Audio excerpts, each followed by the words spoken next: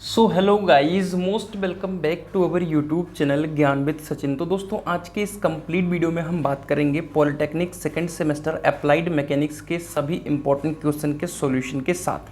तो इस वीडियो में हम बहुत सारे ऐसे क्वेश्चंस बताने वाले हैं, बहुत सारे ऐसे क्वेश्चंस के आंसर्स कराने वाले हैं जो आपके BT-UP एग्जामिनेशन 2024, 2023, 2025 सब में आते हैं। यानी ये मोस्ट एक्सपेक्टेड क्वेश्चन है और 2024 में आप सभी के एग्ज़ाम में देखने को मिलने वाले हैं। तो चलिए बिना देरी के अपनी इस वीडियो की शुरुआत करते हैं। देखिए, आज के इस कंप्लीट वीडियो के माध्यम से हम 2-3 चैप्टर को कवर करेंगे, फिर ऐसे ही सीरीज़ आगे आएगी और उसमें भी 2-3 चैप्टर कवर करेंगे। जो भी आपके 6-7 चैप्टर हैं, बहुत ही आसान तरीके से आधे घंटे या 40-40 मिनट में हम कवर कर देंगे और 2-2.5 घंटे के अंदर आपकी पूरी मैकेनिक्स खत्म हो जाएगी। तो चलिए बिना देरी के अपनी इस वीडियो की शुरुआत करते हैं। देखिए, अगर आपने ज्ञान विद सचिन का मोबाइल एप्लीकेशन नहीं डाउनलोड किया है तो डाउनलोड कर लीजिए। डाउनलोड करने का ये बेनिफिट है कि आपको यहाँ पर नोट्स की PDF मिल जाती है और PYQ पेपर मिल जाते हैं। तो अभी एप्लीकेशन को डाउनलोड कीजिए और अपने नोट्स को परचेज कीजिए। अब बात करते हैं कि अगर आप पॉलिटेक्निक सेकेंड सेमेस्टर के छात्र हैं, मैकेनिकल ब्रांच है, सिविल ब्रांच है या और कोई ब्रांच है, तो आप सभी जो भी ब्रांचेज है आपकी, सभी ब्रांचेस के लिए बता रहा हूँ कि आप नोट्स को परचेज कर सकते हैं एप्लीकेशन को डाउनलोड करके, ज्ञान विद सचिन ऐप को। और कोई दिक्कत आएगी तो इस नंबर पे कॉल या मैसेज कर सकते हैं। 49 रुपीज़ में आपको सभी सब्जेक्ट के नोट्स मिल जाएंगे। तो चलिए आगे बढ़ते हैं और अपने हम सब्जेक्ट को कवर करने वाले हैं।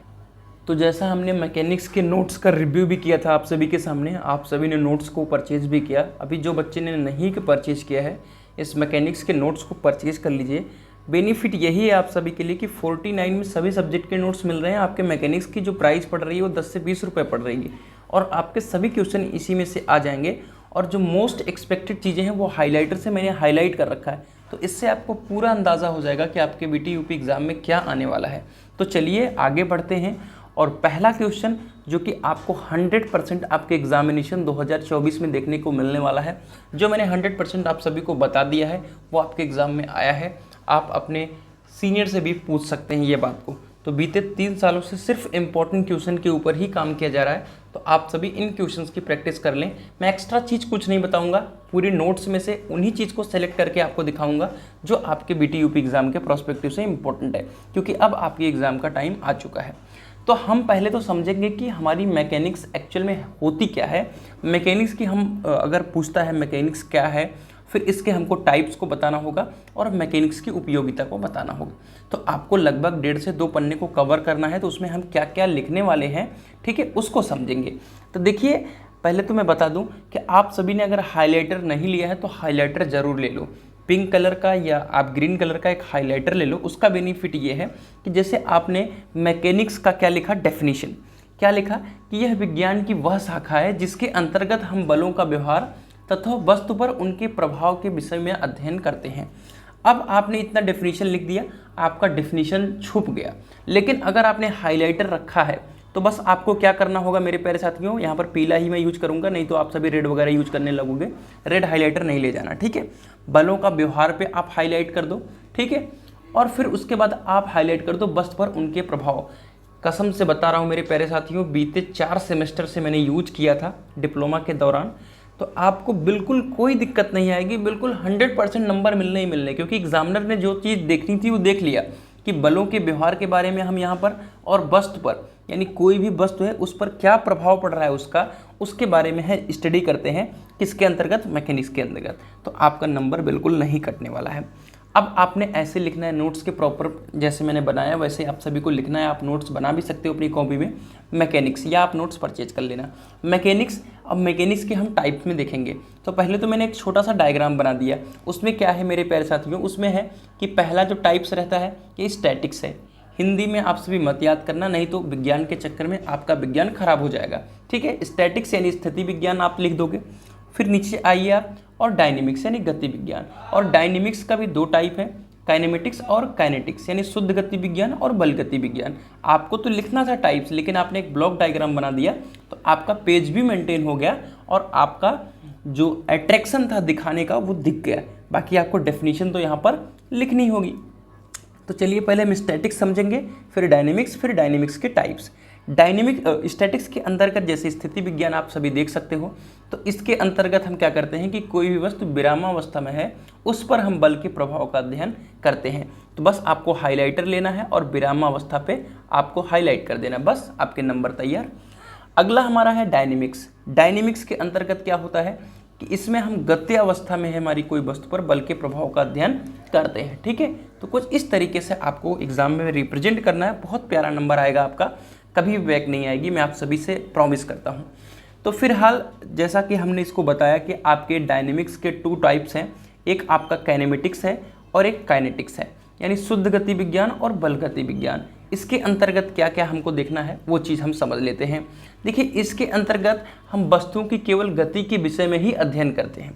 क्या करते हैं? केवल वस्तु की गति के विषय में ही अध्ययन करते हैं, ठीक है। यह गति फोर्स के प्रभाव से उत्पन्न होती है, द्रव्यमान पर विचार नहीं किया जाता, यानी मास को हम कंसीडर नहीं करते, सिर्फ हम वस्तु की जो गति है उसको अध्ययन करते हैं।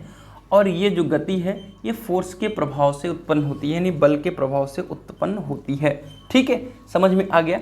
तो बस आपको यहाँ पर केवल गति के ऊपर हाईलाइट कर देना है और आप सभी को और कुछ नहीं करना है, क्योंकि यहाँ पर अगर आपको गति बल फोर्स के से प्रभाव से उत्पन्न होती है हाईलाइट करोगे तो कहीं ना कहीं गलत इंपैक्ट पड़ सकता है, ठीक है। तो समझ करके हाईलाइट करना है, बहुत प्यारा नंबर आता है।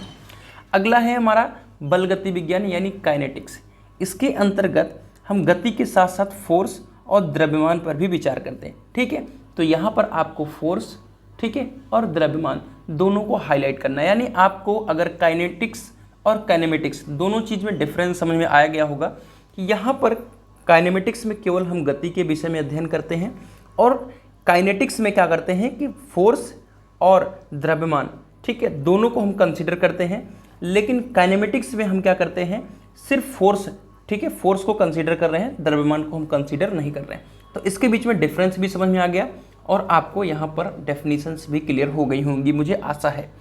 अब जो कि डायरेक्ट पूछा जाता है, आपसे मैकेनिक्स के बारे में पूछा और मैकेनिक्स की उपयोगिता पूछा तो आपको शॉर्ट फॉर्म में तो लिखना ही है, लेकिन कभी कभी क्या होता है मेरे प्यारे साथियों, कभी कभी नहीं, आप प्रीवियस ईयर पेपर उठा के देख लेना। टेलीग्राम चैनल मेरा ज्वाइन कर लो, ज्ञान विद सचिन का, वहाँ पर मैंने बीते 5-6 सालों का पेपर दे रखा है आप सभी को तैयारी करने के लिए, तो टेलीग्राम चैनल को अवश्य ज्वाइन कर लें।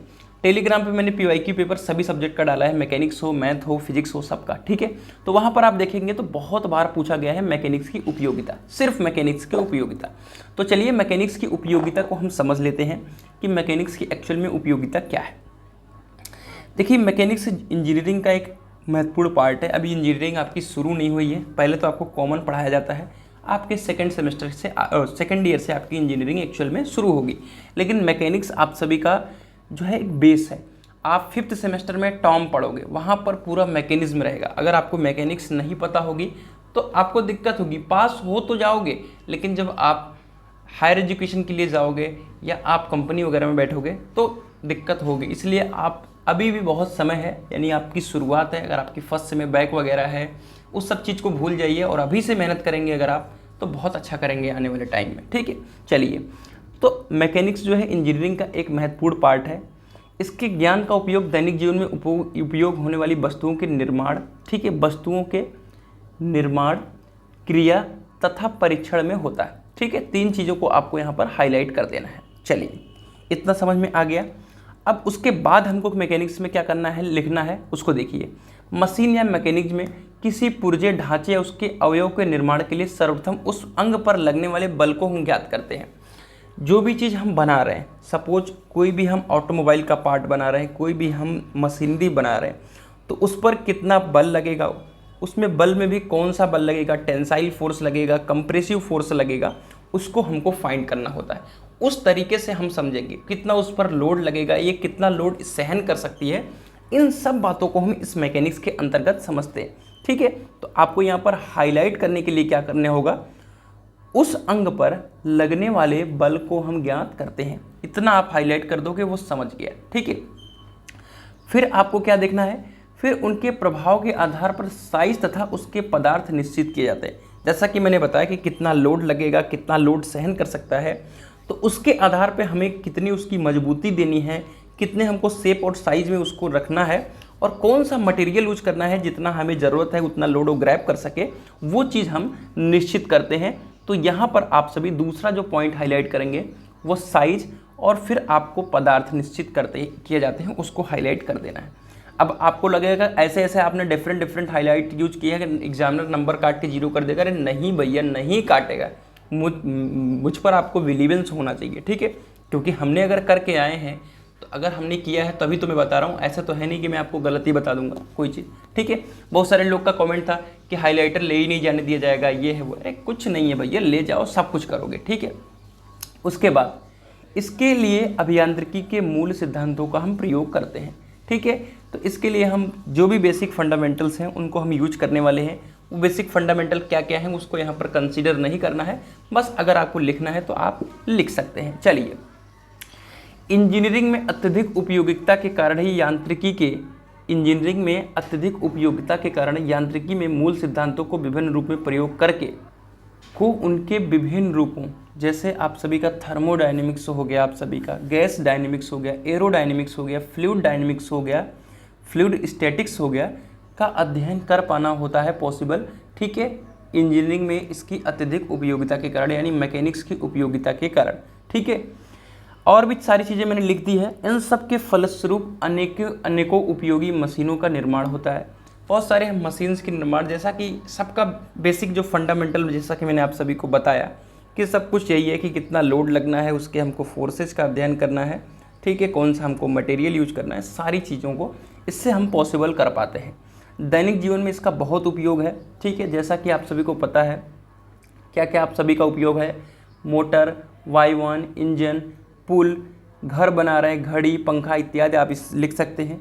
अनेक ऐसी क्रियाएं जिनको समझने के लिए यांत्रिकी का ज्ञान होना अति आवश्यक है, जैसे चलना, झुकना, तैरना, दौड़ना आदि, ठीक है। तो इतना अगर आप सभी लिख दे रहे हैं प्रॉपर तरीके से तो कोई भी दिक्कत आप सभी को नहीं आने वाली है और आपका काम हो जाएगा। चलिए, फिलहाल हम बात करेंगे अब क्वांटिटी के बारे में। ये देखिए, लास्ट ईयर का क्वेश्चन पूछा गया है, ठीक है, लास्ट ईयर पूछा गया क्वेश्चन है, तो इस बार उम्मीदें कम है, लेकिन हो सकता है कि रिपीट कर ले। तो ये बेसिक फंडामेंटल है, आपको इतना पता होना चाहिए, बहुत बार आप सभी ने पढ़ रखा है, ठीक है। तो क्वांटिटी की सिंपल सी डेफिनेशन आप सभी लिख देंगे, किसी वस्तु की मात्रा के परिमाण की जानकारी देने वाली संख्या को हम क्वांटिटी कहते हैं। कोई भी वस्तु है उसकी कितनी मात्रा है, उसका परिमाण अगर हम बता रहे हैं तो वही हमारी क्वांटिटी है। जैसा कि आप एग्जाम्पल में टाइम, तापमान, द्रव्यमान, त्वरण, रेखीय संवेग इत्यादि रख सकते हैं। टाइप्स ऑफ क्वांटिटी आप सभी बताएंगे। एक तो पहले आप सभी को पता है स्केलर और वेक्टर, ठीक है, यानी सदिश और अदिश राशियाँ। तो आप सभी स्केलर और वेक्टर के बारे में बहुत परिचित हैं, तो आप इसको समझ लीजिए, ठीक है। वह भौतिक राशियाँ जिनको व्यक्त करने के लिए केवल उनके परिमाण की ही आवश्यकता होती है, ठीक है। यहाँ पर परिणाम मैंने लिख दिया है, बट आप इसे सही कर लेना। परिमाण की आवश्यकता होती है, उन्हें हम क्या कहते हैं, अदिश राशियाँ कहते हैं। जैसा कि समय है, तापमान है, द्रव्यमान है, दूरी है, ठीक है। अब वह राशियाँ जिनको व्यक्त करने के लिए परिमाण के साथ साथ दिशा भी बताना परम आवश्यक होता है, उन्हें सदिश राशियाँ कहते हैं, ठीक है। जैसा कि भार है, बल है, वेग है, त्वरण है, विस्थापन है, तनाव है। मैं आप सभी को बता दूं कि जो आपकी सदिश राशियाँ अगर पहचानने के लिए या मेल मिलाप के लिए आता है तो सबसे ज़्यादा इसमें वह रहता है, ठीक है। याद रखना इस ट्रिक को, वह सबसे ज़्यादा देखने को मिलेगा। जो भार भी है ये थोड़ा सा वह से मिलता हुआ नज़र आ रहा है आप सभी को, ध्यान दीजिएगा कि यहाँ पर वह से टाइप का कुछ आपको समय, द्रव्यमान, तापमान में नहीं दिखेगा, लेकिन यहाँ पर आपको देखोगे बल, वेग, त्वरण, विस्थापन, तनाव, यानी वह, ठीक है। तो आपको समझ में आ जाएगा, ठीक है। ये आप ट्रिक याद रखना। चलिए, आपको इतना लिख देना है, आपका यहाँ से काम हो जाएगा। चलिए, अगला हमारा टॉपिक है वो है बलों की भौतिक स्वतंत्रता का सिद्धांत। ज़्यादा पूछा नहीं जाता है, बट अगर आपके सिलेबस में है तो आप इसे थोड़ा सा देख लेंगे तो आपका काम हो जाएगा। चलिए, इस टॉपिक का सिंपल सा यही कहने का मतलब है कि कोई भी आपका ये सपोज पिंड है, ठीक है, कोई भी ये पिंड है, इस पर कई सारे बल काम कर रहे हैं, ABCD मैंने यूज कर दिया है एज एग्जाम्पल, ठीक है। तो प्रत्येक बल जो होंगे वो उस पिंड पर जो अपना प्रभाव लगा रहे हैं या जो अपना बल लगा रहे हैं, ठीक है, वो इस तरीके से लगा रहे हैं कि कोई भी और पिंड नहीं है, यानी वो समझ लीजिए कि वो अपना पूरा बल लगा रहे हैं, इस तरीके से है। तो जब किसी पिंड पर एक साथ अनेक बल कार्य करते हैं तो इनमें से प्रत्येक बल पिंड पर अपना प्रभाव स्वतंत्र रूप से इस प्रकार डालता है कि अन्य बल पिंड पर न लगे हों। जैसा कि आप ट्रैक्टर को धक्का दे रहे हो तो ऐसा लगता है कि मैं ही सारा काम कर रहा हूँ, मैं ही ट्रैक्टर को धक्का दे रहा हूँ। ठीक है, तो इसी तरीके का एग्जाम्पल है बलों की भौतिक स्वतंत्रता का सिद्धांत। चलिए, पिंड के बारे में तो आप सभी को पता है कि पिंड क्या है, वो कई कणों से मिलकर बना होता है और एक निश्चित स्थान घेरता है। इनकी मास और आयतन जो होते हैं वो निश्चित होते हैं क्योंकि एक ठोस है। ठीक है, रिजिड बॉडी क्या होता है कि किसी रिजिड बॉडी जो होता है वो उस पर अधिक से अधिक आप बल लगाओ फिर भी वो क्या होते हैं, डिफॉर्म नहीं होते, यानी वो टूटने वाले नहीं है। ठीक है, चलिए अगला हमारा है रिजिड बॉडी हो गया, दृढ़ पिंड हो गया। अब इसमें मैंने नोट पॉइंट भी दे दिया है, वास्तव में कोई दृढ़ पिंड संभव नहीं है, तो रिजिड बॉडी जो है वो पॉसिबल नहीं है। ये चीज़ भी अगर आप नोट पॉइंट में लिखते हो तो एग्जामिनर के ऊपर एक अलग इम्पैक्ट पड़ता है। तो पहला चैप्टर हमारा कंप्लीट हो गया है और यहाँ से चांसेस रहते हैं कि +10 नंबर आपको मिल जाएँ। +10 नंबर तो नहीं मिलते तो +5 नंबर मिल जाते हैं, और 15 मिनट में अगर आपको 5 नंबर मिल जा रहे हैं तो मेरे हिसाब से आपको कोई भी आपत्ति नहीं आनी चाहिए इस वीडियो को देखने में। ठीक है, ठीक है, चलिए आगे बढ़ते हैं। दूसरा हमारा चैप्टर है लॉ ऑफ फोर्सेज। फोर्स के बारे में कई बार पूछा गया है और पूछ सकता है। ठीक है, तो फोर्स को तो आप जानते ही हो, बनाकर लिख दोगे, लेकिन अगर अच्छी तरीके से रिप्रेजेंट करोगे तो बहुत प्यारा नंबर मिलेगा, पूरे 5 नंबर दे सकता है एग्जामिनर। ठीक है, कोई भी ऐसी क्रिया जो किसी स्थिर या समान गति से चलती हुई वस्तु की स्थिति में परिवर्तन करे या परिवर्तन करने का प्रयास करे उसे हम बल कहते हैं। ठीक है, कोई भी चीज़ चल रही है उसे आपने बल लगाया, ठीक है, और उसे रोकने की कोशिश करी या आपने रोक ही दिया तो वही तो आपका बल है।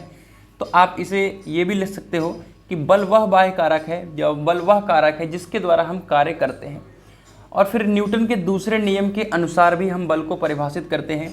न्यूटन के दूसरे नियम के अनुसार संवेग परिवर्तन की दर वस्तु पर लगाए गए बल के समानुपाती होता है, यानी F directly proportional to del P upon del T। ठीक है, अब ये क्या है इसको समझने की कोशिश करिए आप सभी।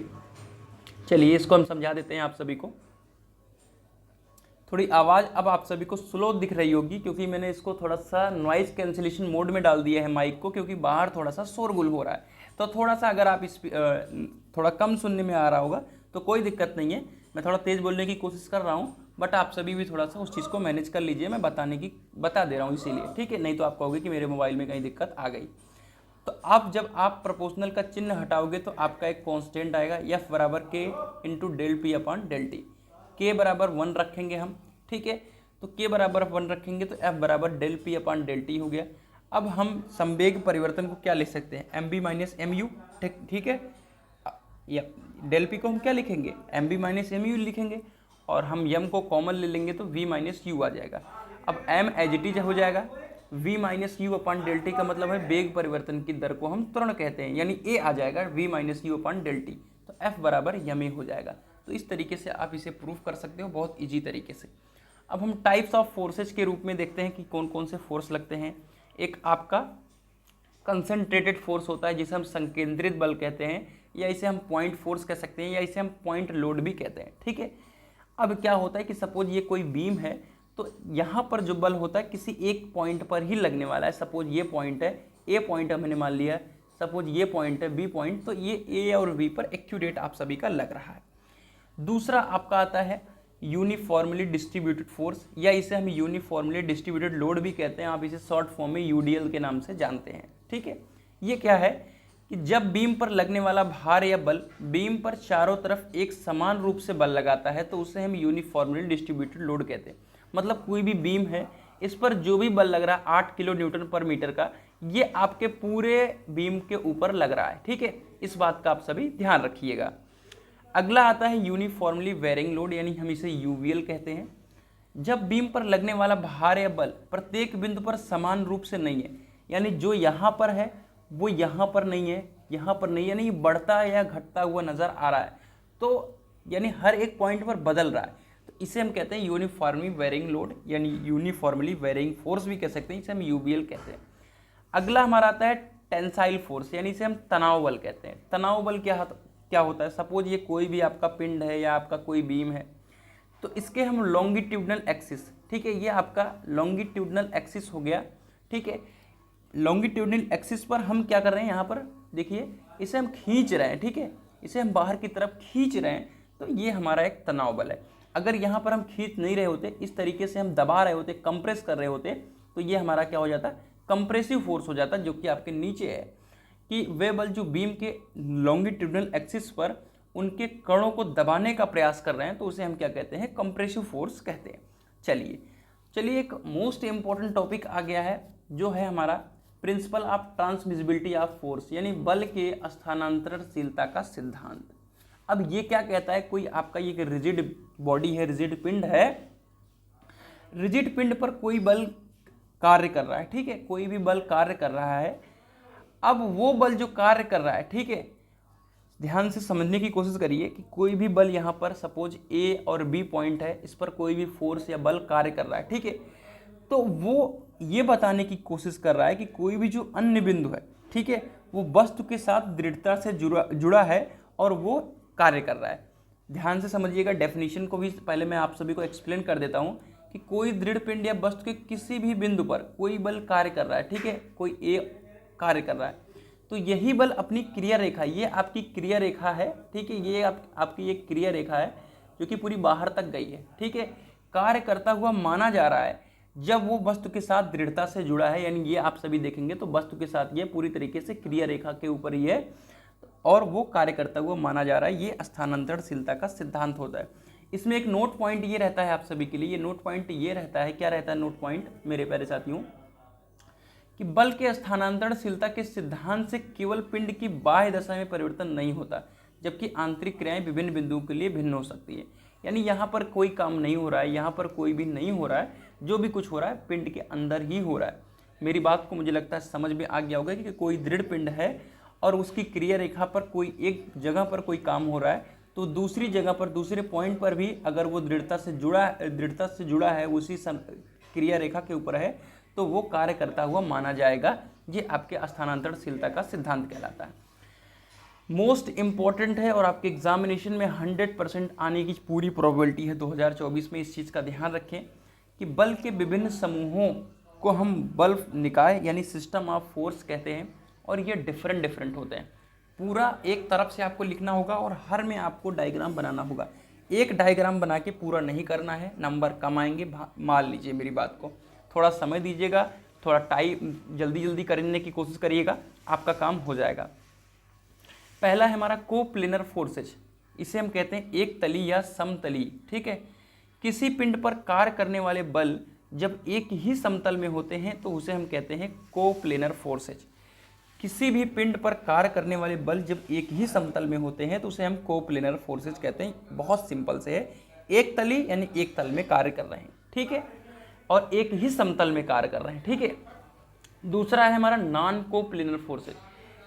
किसी पिंड पर कार्य करने वाले बलों की क्रिया रेखाएं जब भिन्न भिन्न तलों में होती हैं तो उसे हम नॉन कोप्लेनर फोर्स कहते हैं, उसे हम भिन्न तलीय बल कहते हैं। यानी आप सभी को बता दूं कि इसमें जो भी बल कार्य कर रहे हैं वो भिन्न भिन्न तल में है, क्रिया रेखाएं जो हैं वो भिन्न भिन्न तलों में हैं, ठीक है। तो ये आपका नॉन कोप्लेनर फोर्सेज हो गया, जैसा कि नाम से ही पता है भिन्न तली यानी भिन्न भिन्न तल में है। अगला हमारा आता है कनकरेंट फोर्सेज यानी संगामी बल। जिन बलों की क्रिया रेखाएं एक बिंदु पर मिलती हैं उन्हें हम संगामी बल कहते हैं। तो कोई भी जो बल की क्रिया रेखाएं हैं वो एक ही बिंदु पर मिल रही हैं तो उसे हम कहते हैं कनकरेंट फोर्स यानी संगामी बल, ठीक है। अब एक मैंने नोट पॉइंट यहाँ पर डाल दिया है आप सभी के लिए कि जहाँ पर वो पॉइंट्स मिलते हैं उसे हम कहते हैं पॉइंट ऑफ कनकरेंस, इसे हम संगमन बिंदु कहते हैं, ठीक है। इसको लिखने से आपके एग्जाम में इम्पैक्ट अच्छा पड़ता है। अगला है हमारा असंगामी बल यानी नॉन कनकरेंट फोर्स। जिन बलों की क्रिया रेखाएं एक बिंदु पर नहीं मिल रही हैं उन्हें असंगामी बल कह रहे हैं। जिन बलों की क्रिया रेखाएं एक बिंदु पर मिल रही हैं उसे हम संगामी कह रहे हैं। तो बहुत प्यारी सी डिफिनीशन है और आपको हर में एक डायग्राम बनाते चलना है, कोई दिक्कत नहीं आएगी, पूरे नंबर मिलेंगे। समांतर फोर्स यानी हम इसे पैरेलल फोर्स कहते हैं। जिन बलों की क्रिया रेखाएं एक दूसरे के समांतर हो रही हैं, ठीक है, जिन बलों की क्रिया रेखाएं एक दूसरे के समांतर हो रही हैं उन्हें हम क्या कहते हैं मेरे प्यारे साथियों, समांतर बल यानी पैरेलल फोर्सेस कहते हैं। और ये असंगामी होती है यानी ये कहीं मिलने वाली नहीं है। सपोज इस तरीके से चल रही है तो आप सभी की मिलने वाली नहीं है, जिसे आप सभी बहुत प्यार से समझ सकते हैं अपने दिमाग में। अगला है हमारा लिंक पैरेलल फोर्स और लाइक पैरेलल फोर्स और अनलाइक फोर्सेस पैरेलल फोर्स। सदिश समांतर बल और असदिश समांतर बल। ये क्या कह रहा है, ठीक है, इस प्रकार के सभी बलों की दिशाएं एक ही ओर होती हैं और इस प्रकार के बलों की दिशाएं विपरीत होती हैं। तो बहुत सिंपल सा एग्जाम्पल है, दोनों को एक में लिख के आप आराम से दिखा सकते हो। ठीक है, अब इसमें एक और नोट पॉइंट में लिख दे रहा हूँ, आप सभी के स्क्रीन पर ही लिख दे रहा हूँ। आप इसमें इस तरीके से बता भी सकते हो। क्या बताने की कोशिश कर रहा हूँ कि जैसे आप सभी का F3 है, F1 है, तो एक ही दिशा में है, तो आप यहाँ पर ऐसे लिख भी सकते हो कि F3 और F1 ठीक है एक ही दिशा में है और F1 और F2 जो है वो विभिन्न दिशा में है। तो इससे आपका जो कॉपी है वो भी मेंटेन होगा और आपके एग्जामिनर भी थोड़ा सा देख करके इम्प्रेस हो जाएंगे। चलिए, कोप्लेनर कंकरेंट फोर्स यानी संगामी तो है और एक तल में होना चाहिए। बहुत इजी डिफिनेशंस है। इस निकाय के बलों की क्रिया रेखाएं एक बिंदु पर मिलती हैं और एक ही समतल पर होती हैं, यानी आपके संगमन बिंदु पर एक जगह पर मिल रही हैं और समतल में है। ठीक है, तो ये आपका कोप्लेनर कंकरेंट फोर्स हो गया। दूसरा हमारा आता है कोप्लेनर नॉन कंकरेंट फोर्स, यानी एक तल में तो है लेकिन असंगामी है। इसका क्या कहने का मतलब है कि इन बलों की क्रिया रेखाएं एक समतल में होती हैं परंतु क्रिया रेखाएं एक बिंदु पर नहीं मिलती हैं। बहुत इजी डिफिनेशन है। चलिए आप देख सकते हो। अगला है कोप्लेनर लाइक पैरेलल फोर्स, यानी एक तल में तो है और सदिश समांतर बल है, यानी यह वह बल निकाय है जिसमें बलों की क्रिया रेखाएं समांतर हैं और एक दिशा में है और एक तल में है। ठीक है, यहाँ पर तीन बातें हुई हैं, पैरेलल है, लाइक है और कोप्लेनर है। ठीक है, चलिए तीनों चीज़ें आपको समझ में आ गई। अगला है असंगामी, यानी एक तल में है और आपका एक जगह पर नहीं मिल रहा है। ठीक है, अगला हमारा लास्ट होगा रिजल्टेंट फोर्स, यानी परिणामी बल। यदि किसी पिंड पर एक से अधिक बल कार्य करें तो उन सभी बलों के प्रभावों को जोड़ के बराबर एक बल होता है जिसे हम कहते हैं परिणामी बल। ठीक है, अगर एग्जाम्पल के तौर पर ऐसे देखें, ठीक है, तो ये कुछ इस तरीके से काम कर रहा है और फिर ये आपका एक परिणामी बल यहाँ पर हो जाएगा। ठीक है, यहाँ पर एक पॉइंट पर मिल रही है और ये आपका एक परिणामी बल हो गया। ठीक है, तो समझ में आप सभी को आ गया। यदि किसी पिंड पर एक से अधिक बल कार्य कर रहे हैं तो उन सभी बलों के प्रभावों के जोड़ के बराबर एक बल होगा जिसे हम परिणामी बल कहेंगे। साम्यावस्था क्या होता है? साम्यावस्था जब कोई भी पिंड दो या दो से अधिक बल इस प्रकार कार्य करें कि जो भी सम्मिलित प्रभाव है वो शून्य हो जाए। ठीक है, मतलब कहने का मेरा समझाने का थोड़ा सा इसका अलग ट्रिक रहेगा। मैं इस तरीके से आप सभी को बताने की कोशिश कर रहा हूँ कि सपोज इधर से आपने कितना 5 न्यूटन का बल लगाया और इधर से आपने 5 न्यूटन का बल लगाया। ठीक है, इस पर हमने कुछ काम कर रहे हैं, तो आपका इधर से भी 5 न्यूटन का लगा और इधर से भी 5 न्यूटन का लगा। अब टोटल मिला के तो 10 न्यूटन हो गया। ठीक है, लेकिन यानी इसको दबाने की कोशिश कर रहे हैं, लेकिन अगर हम यहाँ पर खींचने की कोशिश करते, ठीक है, खींचने की कोशिश करते तो इधर 5 न्यूटन की खींच रहे हैं और इधर भी 5 न्यूटन से खींच रहे हैं, तो ये आपका सम्मिलित प्रभाव जो हो गया वो शून्य हो गया। तो यानी ये भी पिंड हमारा साम्य अवस्था में जिस तरफ बढ़ेगा वो उसी तरफ मूव करेगा। एक समझाने का मैंने ट्रिक दिया आप सभी को, ये आप बीम के न्यूमेरिकल सॉल्व करने में इस चीज़ को देखेंगे। चलिए, अब सम्यक बल का होता है, आप सभी को समझ में आ गया कि हम साम्यावस्था करने के लिए जो भी हम बल यूज करेंगे उसे हम सम्यक बल करेंगे। किसी पिंड पर लगने वाले एक ऐसा बल जो अन्य बलों के साथ मिलकर पिंड को साम्यावस्था में रखता है उसे हम सम्यक बल कहते हैं।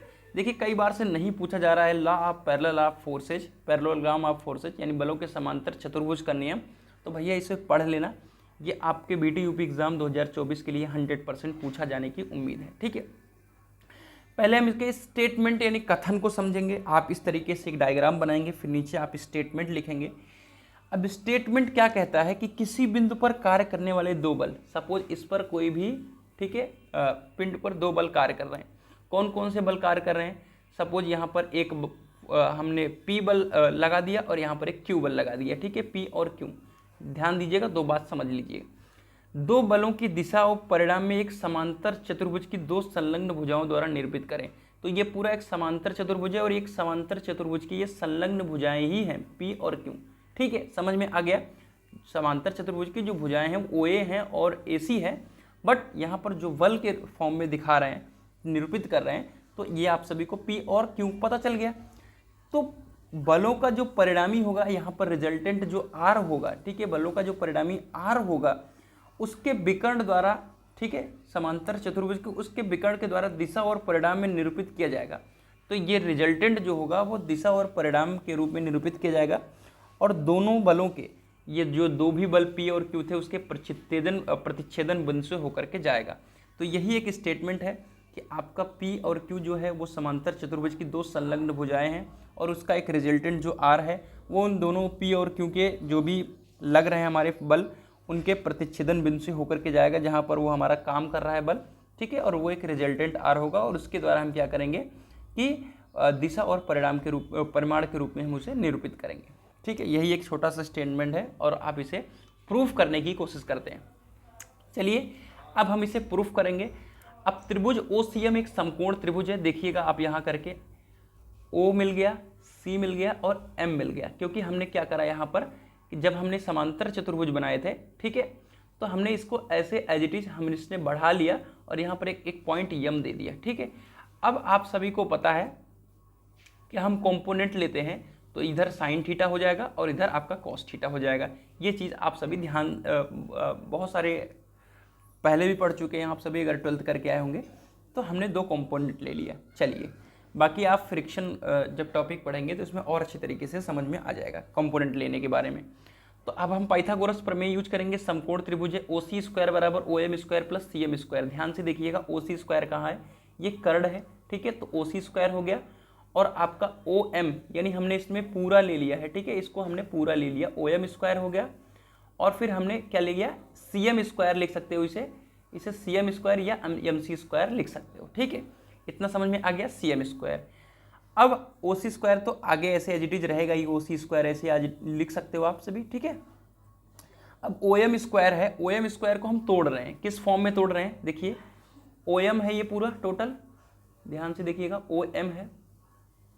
अब ये देखिए OA और AM के साथ मिलकर बना है, ठीक है, कोई पॉइंट यहाँ पर A है और M है और ये आपका O है, तो इसे हम क्या लिख सकते हैं OA प्लस AM लिख सकते हैं कि नहीं, बिल्कुल लिख सकते हैं। अगर ये 3 है और 2 है और OM बराबर 5 है तो ये OA 3 है और AM 2 है, तो इस तरीके से हम OA प्लस AM लिख दिए, ठीक है, ये चीज़ समझ में आ गई होगी आप सभी को, ठीक है।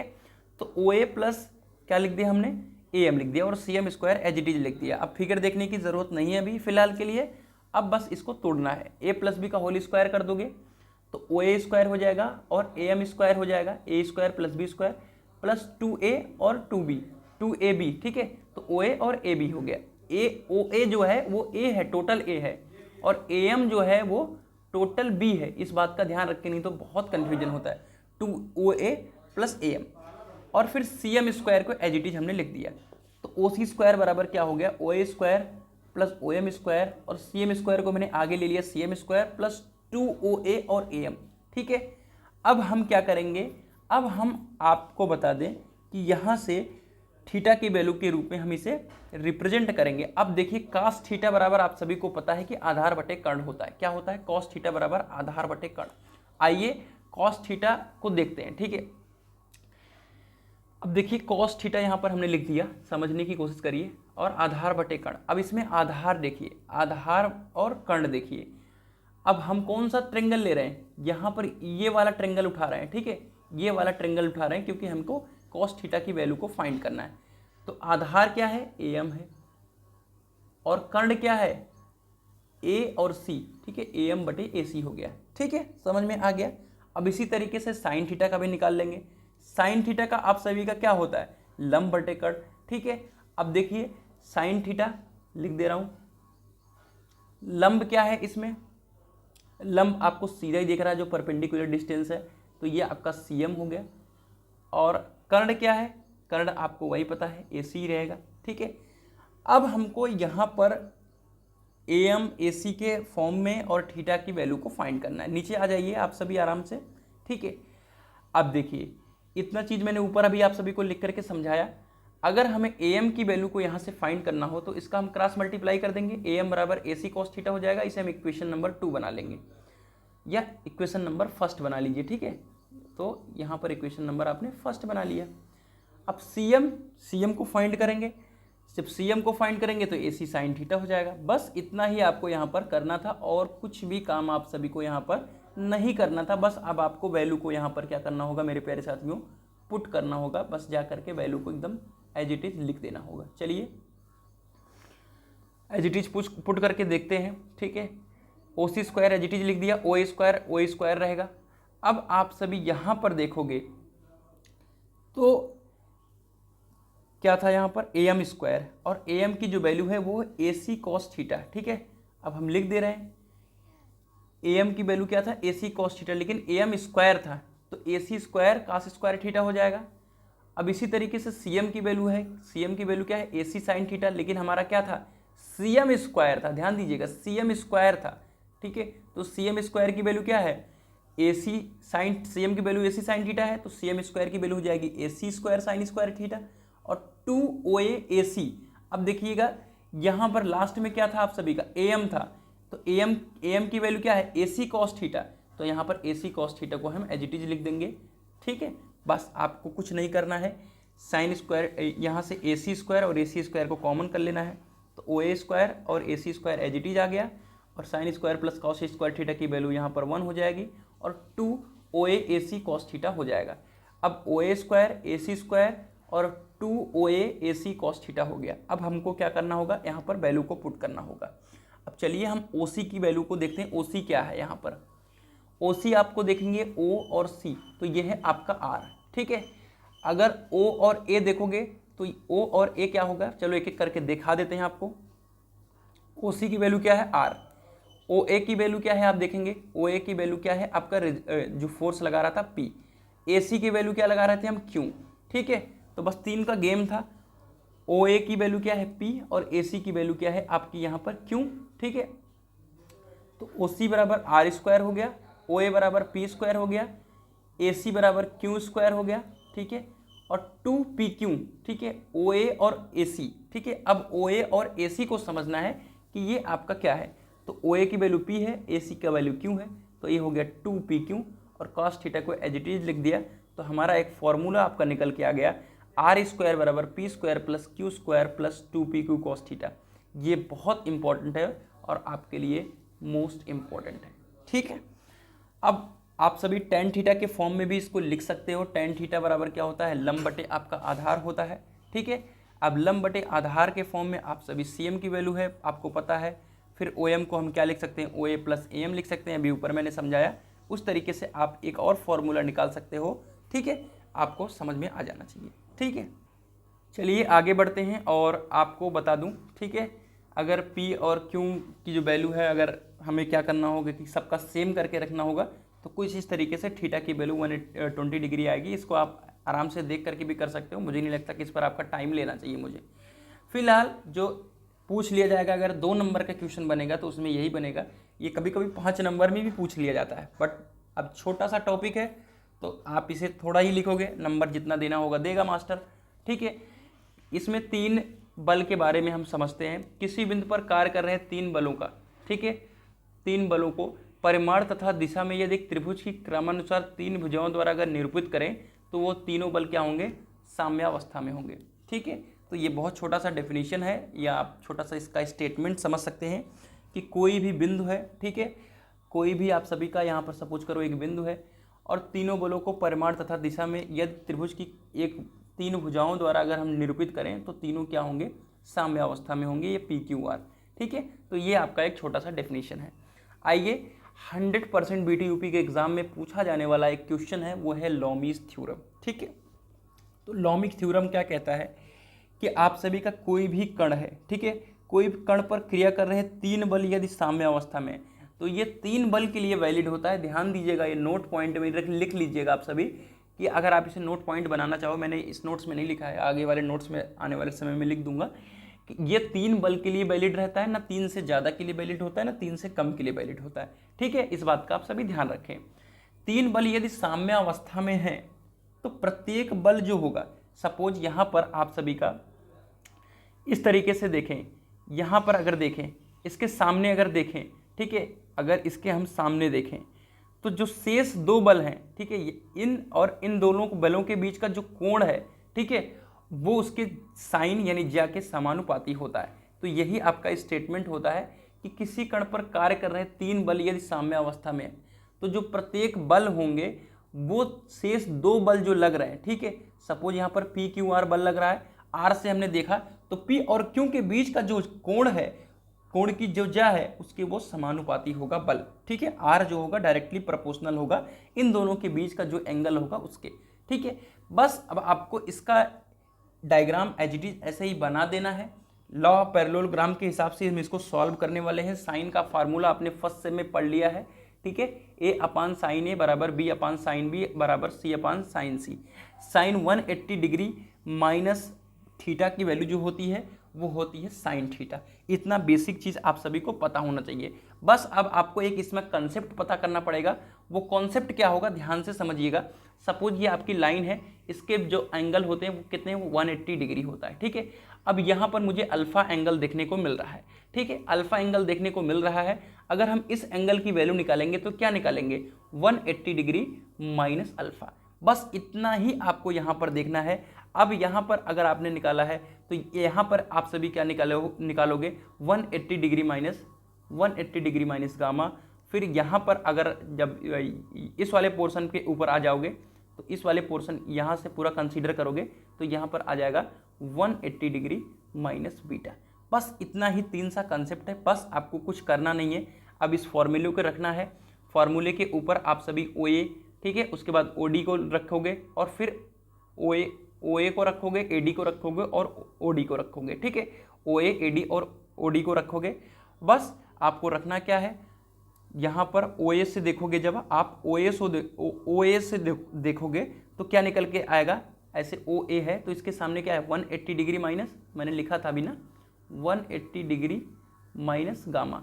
तो OA और अपान में 180 डिग्री माइनस गामा, ये आपका फॉर्मूला ही है। इसी तरीके से OA AD है, ठीक है। AD के सामने से देखोगे तो 180 डिग्री माइनस बीटा आ जाएगा, ठीक है। यहाँ पर मैंने 180 डिग्री माइनस बीटा भी आप सभी को लिख के समझाया।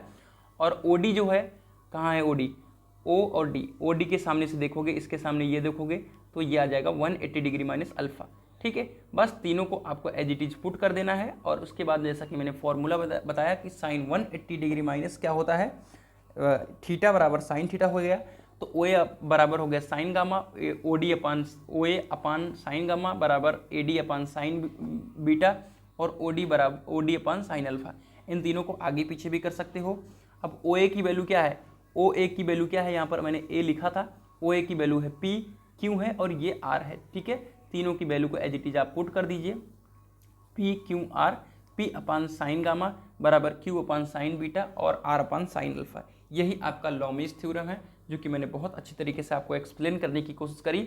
मुझे आशा है कि आपको ये चीज़ समझ में आ जाएगा, ठीक है। चलिए, law of polygon of forces है, ठीक है। पूछा कई बार गया है बट उतना इंपॉर्टेंट नहीं मानता मैं। फिलहाल मैंने हाईलाइट चला दिया है तो आप सभी जरूर देख लीजिए, ठीक है। इसका भी जैसे आपका त्रिभुज का नियम है उस तरीके से इसका भी एक छोटा सा स्टेटमेंट है और आप सभी इसको अच्छी तरीके से बना सकते हो। किसी कण पर कार्य करते हुए बल, परिमाण और दिशा में यदि एक बंद बहुभुज की क्रमानुसार भुजाएं ले जाए, ठीक है। जो भी आप सभी को यहाँ पर देखेंगे 5 भुजाएं हमने ले ली है, ठीक है। और जो है ये बल, परिमाण और दिशा के रूप में हमने ली है। तो अगर भुजाओं द्वारा एक बंद बहुभुज का निर्माण करें अगर हम, तो क्या होगा, ये पूरा साम्य अवस्था में होगा। बस आपको यही दिखाना है यहाँ पर, ठीक है।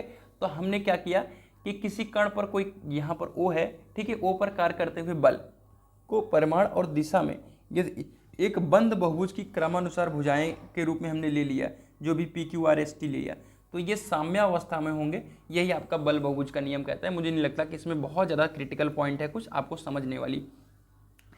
देखिए, मैंने आप सभी को एक क्वेश्चन बताया था जो कि 100% आपके एग्जाम में आ जाएगा, वो है बीम का न्यूमेरिकल।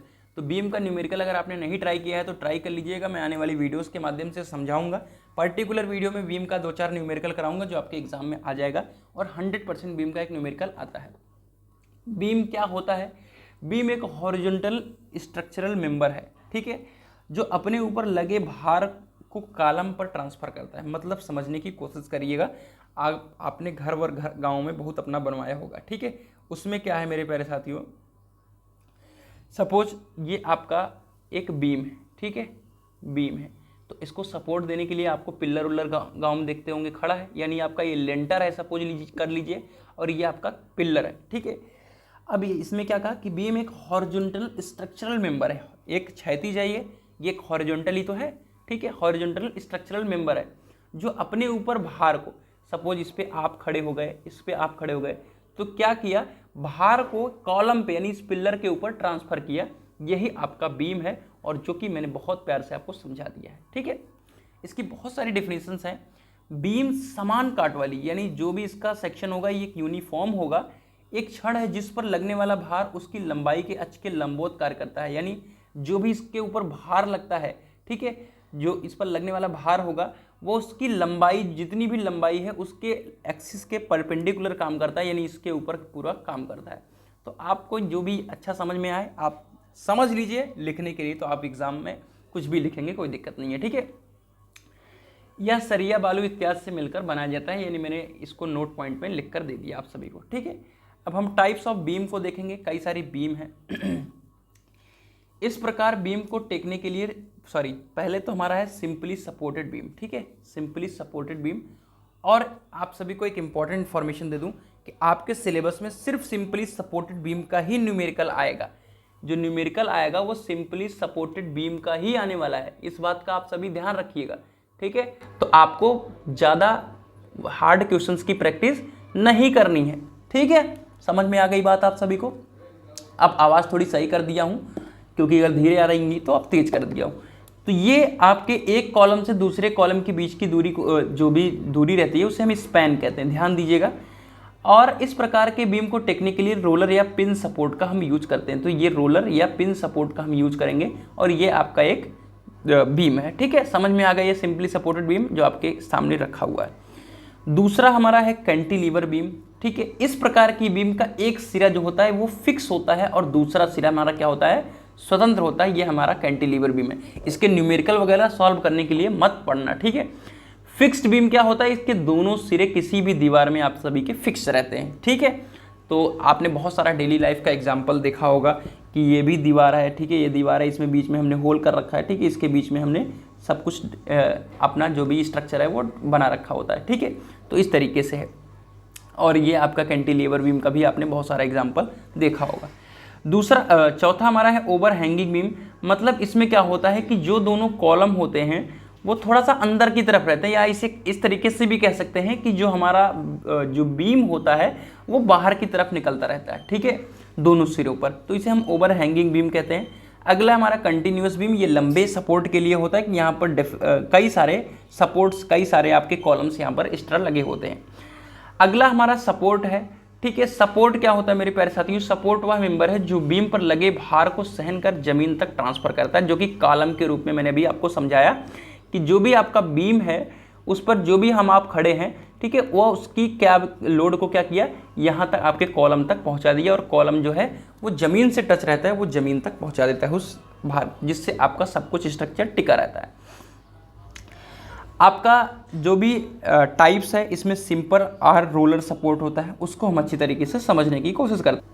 जब हम न्यूमेरिकल आप सभी को कराएंगे तो इसमें और भी बहुत सारी चीज़ें मैं एक्स्ट्रा बताऊंगा कि किस तरीके से रिएक्शन फोर्सेज वगैरह लग रही हैं, लेकिन हमको सिंपली इसका डेफिनेशन समझ लेना है कि रोलर सपोर्ट जो है एक समतल सतह पर रोलर से बनाई जाती है, और ये आप सभी का क्षैतिज बल के लिए कोई भी रिएक्शन उत्पन्न नहीं करता है, यानी आपका जो भी रिएक्शन फोर्स है वो क्षैतिज के लिए यानी हॉरिजॉन्टल के लिए नहीं लगने वाला है, न ही संरचना को अच्छी दिशा में सरकने से रोकता है। यानी देखेंगे आप सभी रोलर सपोर्ट, तो ये बीम ऊपर से आप सरक सकती है, इस तरीके से ये रहता है। ठीक है, रोलर की जो रिएक्शन है सदैव बीम के अक्ष के लंब के रूप में होती हैं। ठीक है, ये आप सभी सामने स्क्रीन पर देख सकते हैं, चाहे लोड किसी भी कोण पर लगे, यानी आपका अगर जो भी लोड लग रहा है कुछ इस इंक्लाइन लगेगा, लेकिन फिर भी यहाँ पर कंपोनेंट बन जाएगा और ये आपका लंबवत ही लगने वाला है। ये आपका सिंपल आर रोलर सपोर्ट है। चलिए हिंज या पिन सपोर्ट है।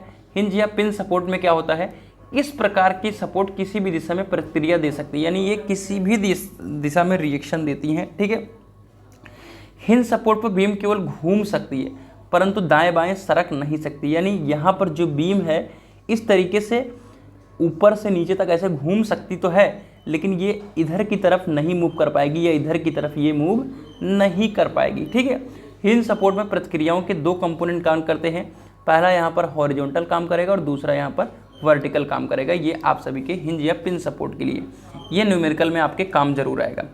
अगला है फिक्स सपोर्ट, लेकिन आपसे एकदम सिंपल पूछा जाता है। ठीक है, फिक्स सपोर्ट में आप देख सकते हैं कि दोनों तरफ से फिक्स है। ठीक है, यदि किसी बीम के सिरे या दोनों सिरों को किसी दीवार या स्तंभ में फिक्स किया जाए तो सिरे के टेकों को फिक्स सपोर्ट कहते हैं। यह सपोर्ट बीम पर लगे किसी भी बलों को सहन कर सकती है, यानी यहाँ पर दोनों भी सिरों को हम क्या करते हैं, फिक्स कर सकते हैं।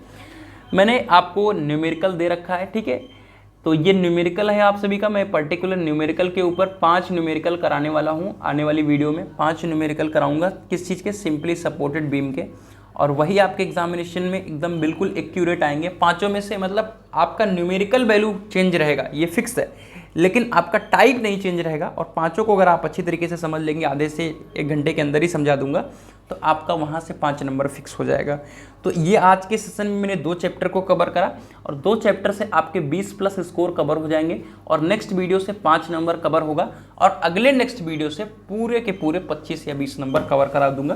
तो अप्लाइड मैकेनिक्स पूरी तरीके से आपका एंड हो जाएगा, और यहाँ से आपको बहुत कुछ सीखने को मिला होगा। बाकी आप नोट्स का फॉर्मेट हमारा देख सकते हैं। नोट्स आप ज्ञानविद सचिन एप्लीकेशन के डाउनलोड करके वहाँ से परचेज कर सकते हैं। तो कैसी रही यह वीडियो जरूर कमेंट करिएगा। मिलते हैं एक नई वीडियो के साथ, तब तक के लिए bye bye, tata, love you all, take care.